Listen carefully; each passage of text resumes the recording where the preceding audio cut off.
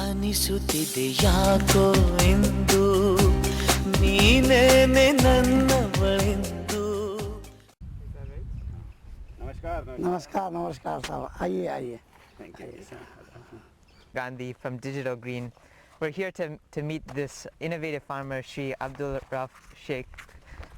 But unfortunately, he only speaks Hindi and Kannada. So I'll ask my colleague from ICAR, Mr. Kuldeep Sharma, to speak on the farmer. Thank you रिकिन भाई.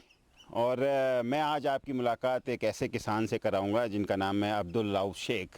अब्दुल रऊफ शेख जो है बेंगलोर से हुबली के रास्ते जब आप आएंगे सिरसी, और सिरसी के बनवासी एक तालुका है, उस जगह के रहने वाले हैं. और इन्होंने किसी ज़माने में यहाँ गुर्बत के वो दिन सहे थे कि यानी मज़दूरी तक इनको नहीं मिलती थी. कोशिश की थी कि किसी तरीके से मज़दूरी कर लें, लेकिन मज़दूरी नहीं मिली. तब 3 चवन्नी इनको मिली. 3 चवन्नी पर इन्होंने कहा कि आप पैसे देंगे तो मैं कर लूँगा मज़दूरी, नहीं देंगे तो कर लूँगा. लेकिन इस तरीके से विकास करते करते और एक छोटे से ज़मीन के टुकड़े पर खेती करते कभी एक हिंदू भाई को अपना गुरु बनाया, और उस गुरु ने इनको एक ऐसा रास्ता दिखाया कि ये वैज्ञानिकों के संपर्क में आए, और आज इन्होंने इस क्षेत्र में केले के उत्पादन में एक ऐसी क्रांति ला करके पैदा कर दी है जो कि दूसरे किसानों के लिए आदर्श हैं. हम यहाँ आए, हमें बहुत अच्छा लग रहा है ये सब देख करके. हम पहले छोटी सी बातें जानना चाहेंगे कि आपकी पुरानी ज़िंदगी में झांकते हैं और देखते हैं कि आपने पुराने दिनों में क्या कुछ किया. जी बोलें. जी, मैं एक गरीब ख़ानदान का एक बाप का बेटा हूँ, और मेरे पिताजी मेरी 11 साल की उम्र में देहांत हो गए.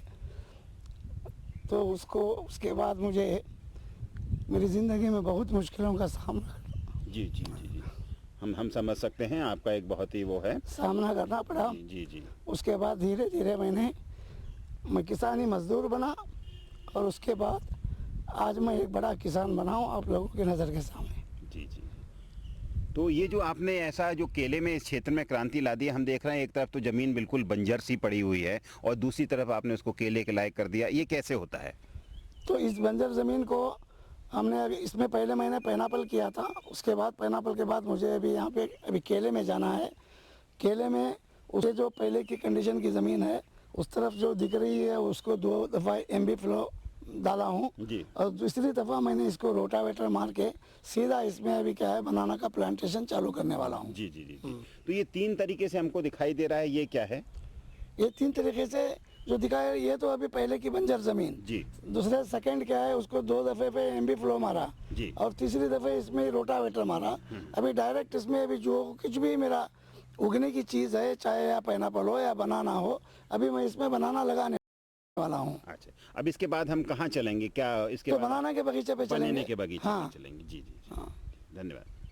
ज़रूरी होता है कि मिट्टी को भुरभुरी कर लिया जाए, और यही ट्रेंचिंग है. ट्रेंचिंग को आप मैनुअली यानी आदमियों की लेबर की मदद से कर सकते हैं, और जिनके पास ट्रैक्टर है वो ट्रैक्टर पर अगर खर्चा कर सकते हैं तो ट्रैक्टर से भी ट्रेंचिंग होती है. ऐसे अब्दुल भाई, ये क्या हो रहा है?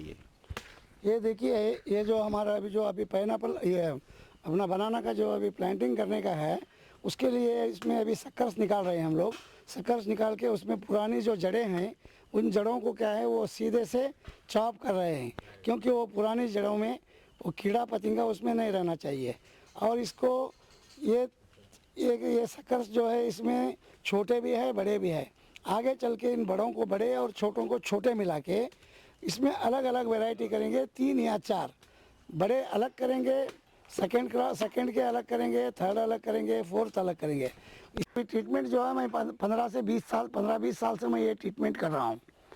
इसके आगे पीछे कुछ भी रहेगा तो कृषि विज्ञान केंद्र वाले हम लोगों को दिखाते हैं, और उनसी सलाह और मशवरा हम लेके आगे का काम करते हैं. नमस्कार अब्दुल भाई.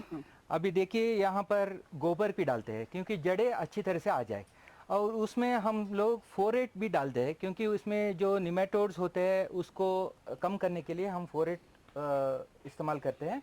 और उसके साथ में हम लोग वो जो रूट ग्रब्स होते हैं और अपना सूडोस्टेम विवल होता है वो कंट्रोल करने के लिए हम इसमें कीटनाशक दवा भी मिलाते हैं.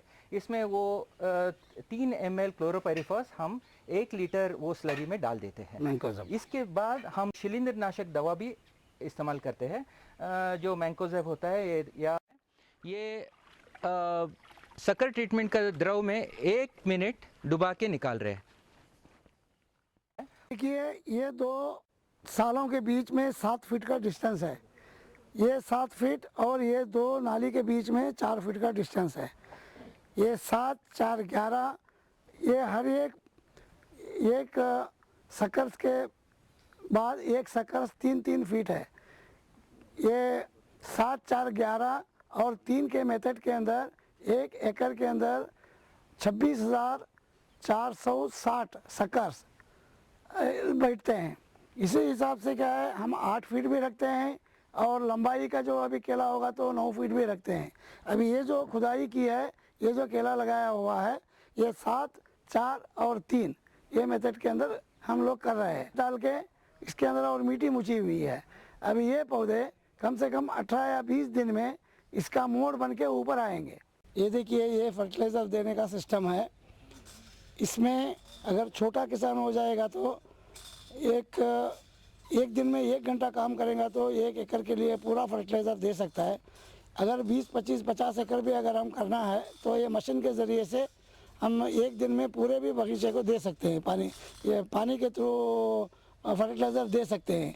इसके अलावा माइक्रो न्यूट्रिएंट अगर कौन सा भी देना है तो इसके ज़रिए से पानी में हम माइक्रो न्यूट्रिएंट आराम से दे सकते हैं। इससे लेबर की बचत भी होती है और हर एक जगह पे भी माइक्रो न्यूट्रिएंट चाहिए तो माइक्रो न्यूट्रिएंट और फर्टिलाइज़र चाहिए तो फर्टिलाइज़र एक ही जगह से एक इंसान आराम से बगीचे को दे सकता है।